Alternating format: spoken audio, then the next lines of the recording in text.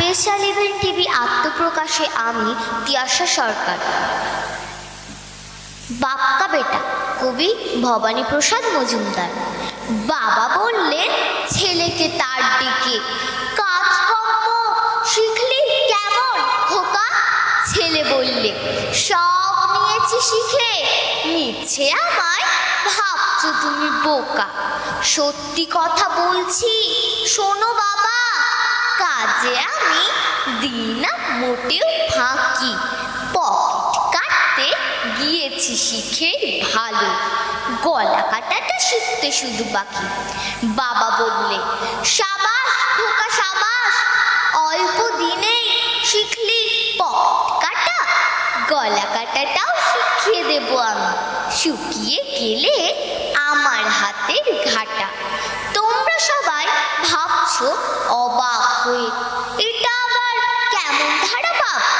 বাপ যদি হন দর্জি, বলো তবে তোমরা তাকে করবে কিনা মা? নমস্কার।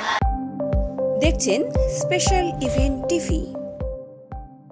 তিয়াশার পরবর্তী নিবেদন বিরুবাবু অথবা সুচিকিৎসা। নমস্কার। সুচিকিৎসা কবি সুকান্ত ভট্টাচার্য। বদ্রীনাথের সর্দি হলো, কলকাতাতে গিয়ে আচ্ছা করে জোলাপ নিল নস্যি নাকে দিয়ে।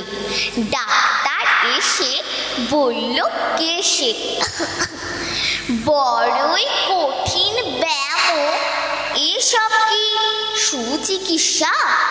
আরে আরে রাম, আমার হাতে পড়লে পরে এক্সরে করে দেখি রোগটা কেমন, কঠিন কিনা আসল কিংবা মেকি।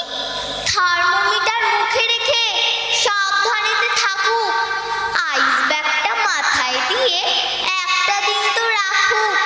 ইনজেকশন নিতে হবে, অক্সিজেনটা পরে, তারপরে তো দেখব এরকম থাকে কেমন করে। পল্লী গ্রামের বদ্রীনাথ অবাক হলো ভারী, সর্দি হলে এমনতর ধন্য ডাক্তারি। নমস্কার। ধন্যবাদ তিয়াশাকে। তিয়াশার পরবর্তী প্রতিযোগী